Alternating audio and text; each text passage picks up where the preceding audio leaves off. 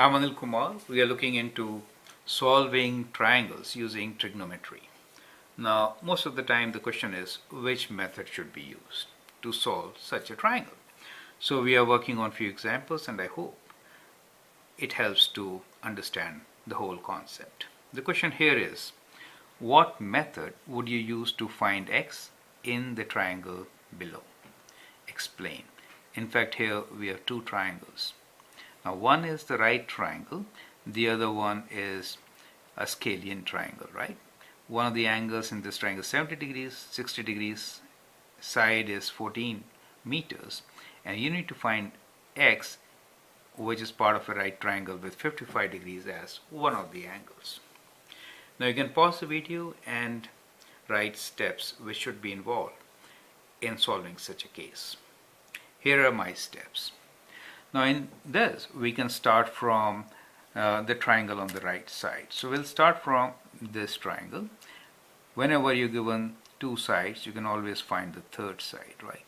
And third side will be 180 degrees, take away 70 degrees, take away 60 degrees, right?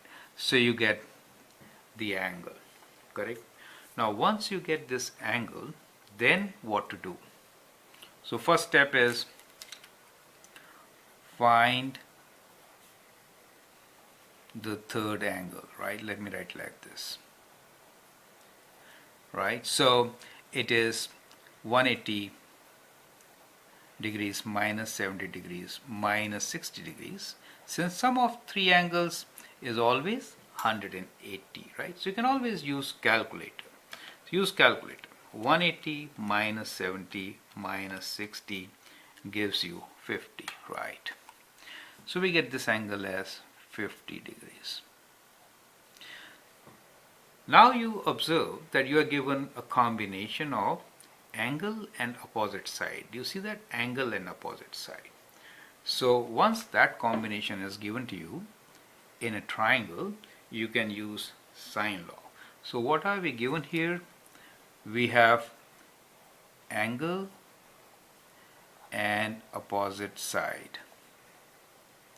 Now when that is the case, you can use sine law, right? So you can use sine law and find another side. Now since we have to solve the second triangle, which is this one, I'll prefer to find this side, correct? Side opposite to 60 degrees. So let's apply sine law to solve this side, and let me call this side as y, okay? Now since I have to find this side, I will write y first. How to apply sine law? See here, y over sine of opposite side, sine of 60 degrees. That is the angle opposite to this side.